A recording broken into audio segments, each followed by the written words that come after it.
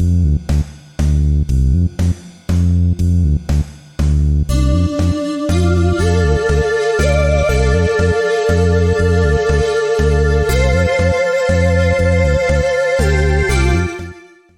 to Coffee and Crime, a true crime podcast where I drink some coffee and talk about some interesting true crime stories. This is a special midweek episode on an unsolved crime that has piqued my interest. I was watching the show Unsolved Mysteries on Netflix. If you've never watched it, it's a fascinating show. They just rebooted it on Netflix and season 2 is coming out soon. And this particular episode caught my attention. It's the case of Patrice Endres. If you want to watch it, it's called 13 Minutes, and I believe it's one of the first episodes, maybe episode 2 or 3. So, my dear listeners, grab yourself a cup of coffee, curl up on the couch, and get ready for some true crime.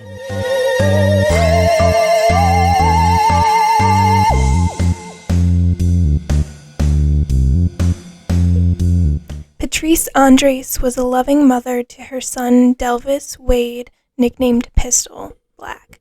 She had him in a previous relationship. They lived in Cumming, Georgia. She was a dedicated mother, always going to Pistol's meetings and games. Patrice also had a passion. She loved to cut people's hair and make them look beautiful. She liked to do her own son's hair as well, changing it up every few weeks. When she was younger, Patrice would work hard in other people's salons, and when she finally had the opportunity to open her own, she did. Patrice had a great business, with clients who would always come back to her for their haircuts. According to her friends, she was a fun person to be around, and she loved her job. Her friend Nancy said it was her dream to open her own salon, and it had finally come true. Her current husband, Rob, was the one who helped her start it. Patrice met Rob when she was 30 and he was 50. At that time, she was only renting a chair at a salon. They met when he stopped by to get a haircut. The two fell in love and later married in 1997. Patrice had a sister named Kayleen Kramer, and she recalls that Patrice loved to give people big hugs when she greeted them, and she was just the nicest person to talk to. Patrice's friend Anne also easily became friends with her after she walked in for a haircut one day. They started to hang out all the time and would talk on the phone a lot. That's why Anne found it strange that one day Patrice did not answer her phone. So she went to the salon to see what was wrong. The police were already there by the time that she had arrived. It was on April 15th, 2004 that Patrice Endres would go missing from her salon, Tambers Trim and Tan, and her remains wouldn't be found until over a year later on December 6, 2005. To this day, no one knows what happened to her, but that does not mean this case was without its theories and speculations. When police first arrived at the scene, it did not appear to be disturbed, so there was no reason to think that she was kidnapped or worse. The only odd things were that the cash register was open and empty, and her still cold lunch was sitting next to the microwave. There was no sign of Patrice, though. Outside, there was another strange thing. Her car was in a different spot than it normally was. According to customers, she always parked in a specific spot, and her car was moved to the front of the shop instead of the side. She would always park next to the side door so she could enter easily. Other than that, and the missing money from the cash register, nothing else was awry. Pistol was in his biology class when he got called to the office. The police were there asking him if he had spoken to his mother. He had not since that morning when she dropped him off for school. They asked him if he had a way to contact her. He tried calling her 3 times, but she did not answer. She always answered his calls, or called him right back, if she couldn't answer them at the time, so this was not the right behavior for her. Police took Pistol to the salon where he learned from detectives that she was missing. Rob was an immediate suspect in her disappearance and was asked to be questioned upon his arrival to the salon. He agreed and understood why. They always had to rule out the spouse. While they were at the salon, law enforcement ordered a search party as the family looked on. Dogs and police swarmed the area, but ultimately found nothing. They could only theorize that she had possibly run away.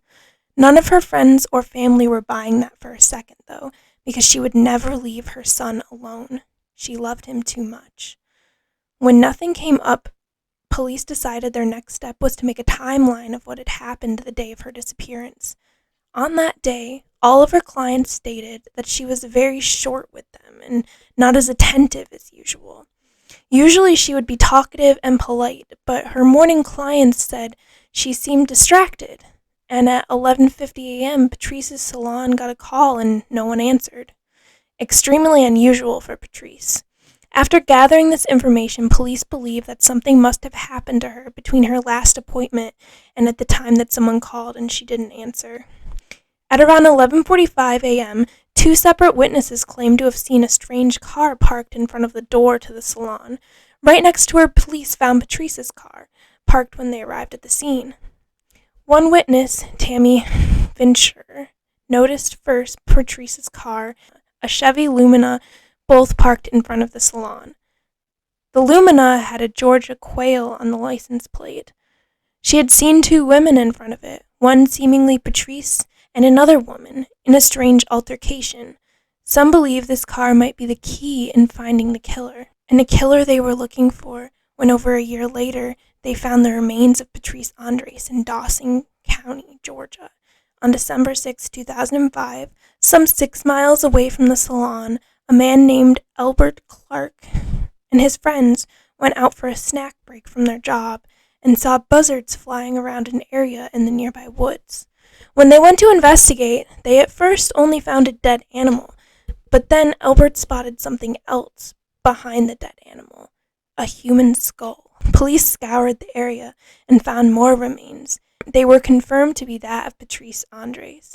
Now that her remains had been found, it was a matter of finding whomever had done this to her.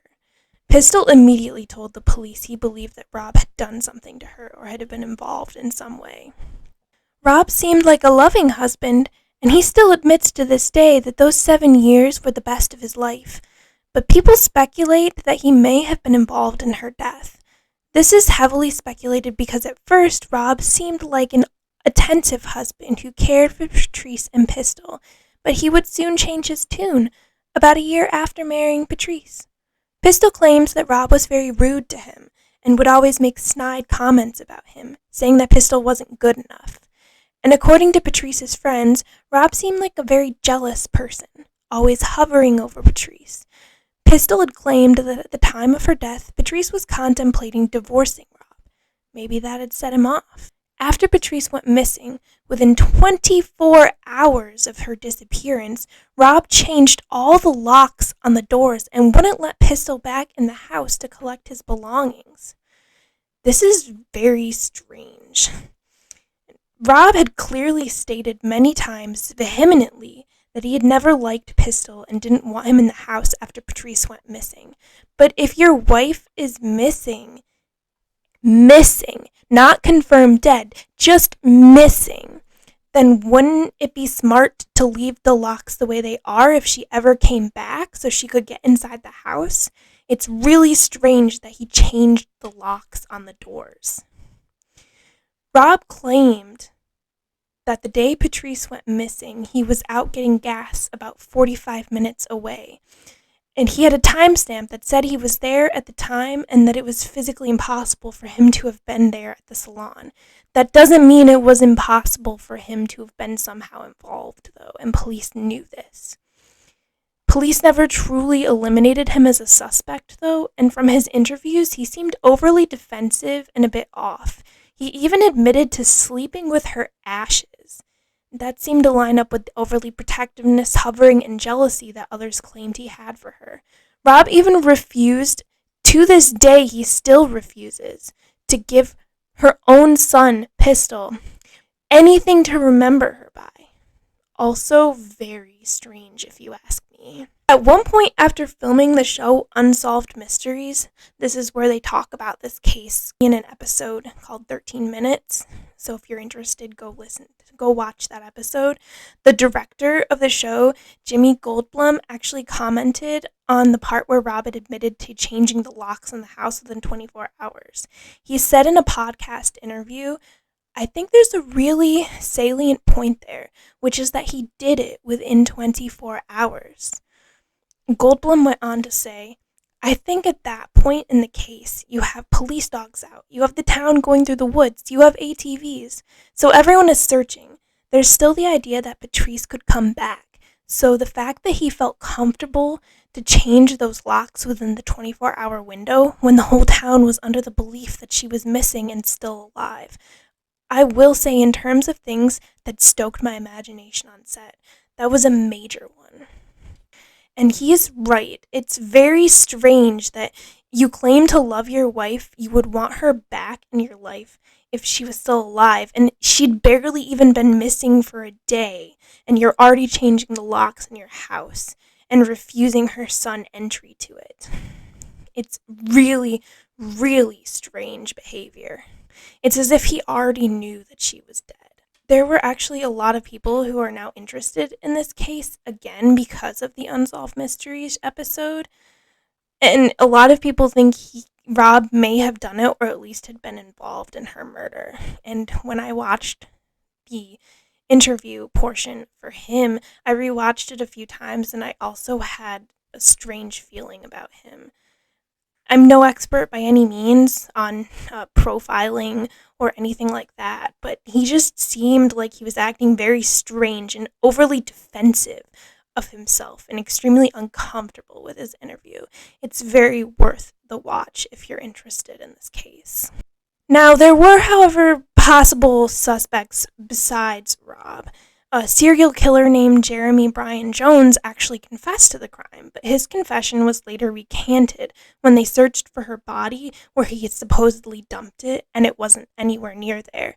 And he had only been telling them facts about the crime that were previously mentioned on the news or in news articles, so he could have made it all up. So they ruled him out as a suspect. Another serial killer named Gary Michael Hilton was also a suspect. He had kidnapped and murdered another woman previously, and her belongings were found in Cumming, Georgia, so there's a connection between his previous victim and the possibility of Patrice being a victim of his as well. He had also told authorities that hair salons were amongst his favorite places to go. He liked to go there during lunchtime as well, which is about around the time where Patrice had been taken. He'd never been charged in Patrice's case, but he still remains a viable suspect for them to consider. It's been over a decade since Patrice has been murdered. A wonderful and nice woman with many friends and a loving son. A life taken too soon. What do you think happened to Patrice? Tell me your thoughts. Have you, too, been sleuthing into this case? As always, I will leave all my sources in the description of this video if you're interested in knowing more about the case. Thank you for joining me on this special episode of Coffee and Crime. Until next time.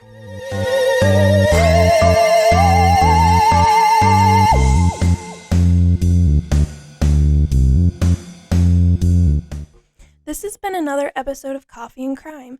Thank you for listening, and if you could, please give this video a like and subscribe, and click on that notification bell if you haven't already. Welcome to the community to all of my new listeners. We have many social media accounts that you can follow to keep up to date with everything, and I've recently opened a Redbubble shop if you're interested in getting the Coffee and Crime mug logo on your own coffee mug.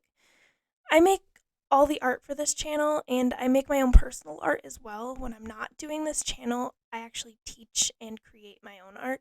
So if you're interested in supporting this podcast and supporting me as an artist, come check out my shop. As always, everyone have a great day and come back next time.